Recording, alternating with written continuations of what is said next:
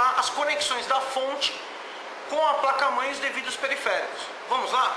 Eu tenho uma placa-mãe antiga aqui de Pentium 1 e notem um conector de alimentação aqui.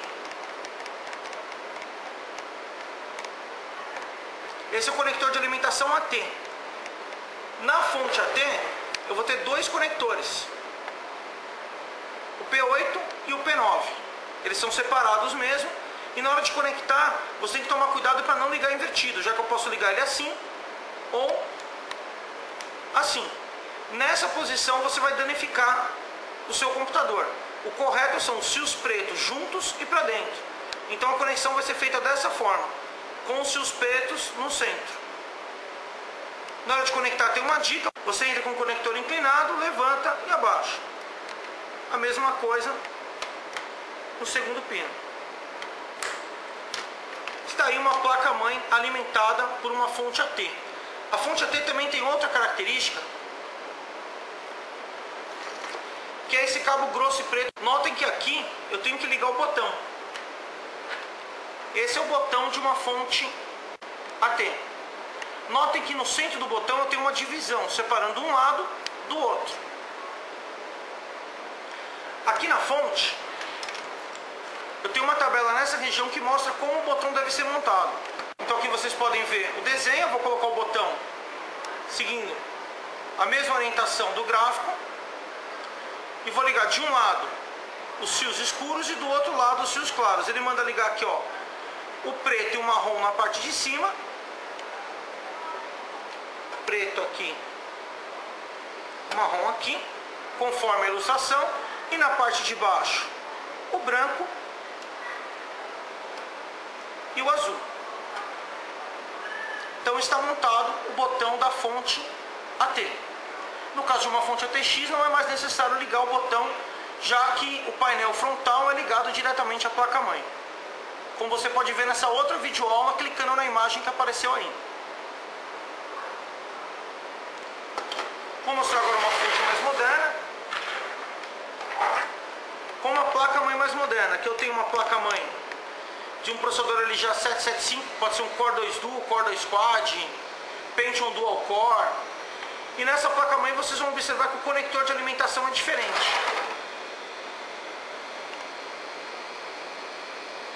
Esse é o conector ATX de 24 pinos. E eu vou usar aqui uma fonte, também ATX de 24 pinos. O conector, como vocês podem observar, é diferente. Cada um dos conectores tem um chanfro diferente para que você não ligue errado. E eu tenho um pino aqui que vai coincidir com esse pino. Então a fonte é conectada aqui, dessa maneira. Para retirar, eu aperto o pino e puxo. No caso de ser uma fonte de 20 pinos, eu posso destacar essa parte aqui, ó, e usá-la como uma TX 20 pinos. Por isso a fonte é conhecida como 20 mais 4. 20 pinos mais 4. Eu posso usá-la como 24 pinos ou 20 pinos. No caso, vou fazer a conexão aqui da placa-mãe. Essa placa-mãe pede também mais um conector aqui, que é o conector mais 12 volts. Então está aqui o conector mais 12 volts, ele tem dois amarelos e dois pretos. Eu tenho a posição do pino aqui para me orientar, e ele vai ser conectado aqui. Então notem a placa-mãe alimentada pelo conector mais 12 volts e o conector ATX 24 pinos. Agora vamos ligar também os periféricos, como CD-ROM, drive de disquete e HDs.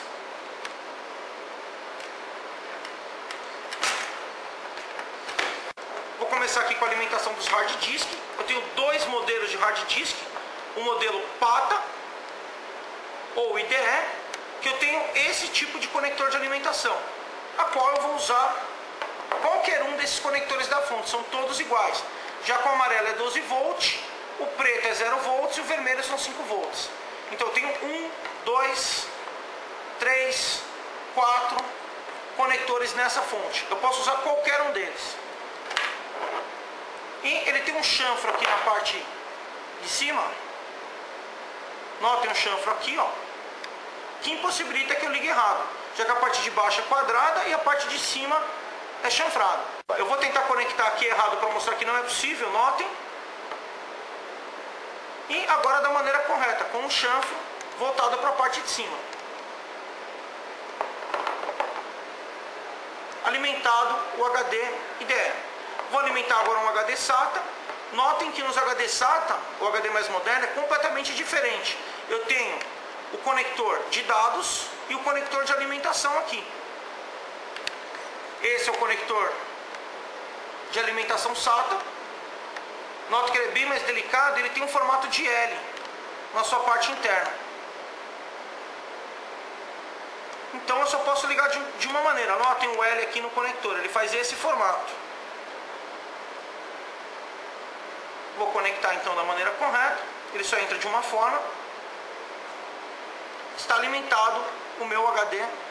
Notem o HD SATA conectado e também o HD IDE.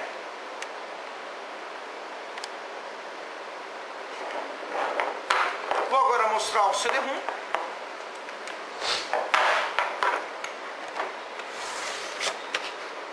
Também separei os dois modelos, o modelo CD-ROM IDE, que é o antigo, já em desuso, e o modelo de CD-ROM SATA. Os conectores são o mesmo, é feito da mesma maneira. Vou começar aqui pelo SATA, note o conector em formato de L, e eu simplesmente encaixo o conector. E agora, o CD-ROM IDE, também seguindo a ordem dos chanfros. Bem simples.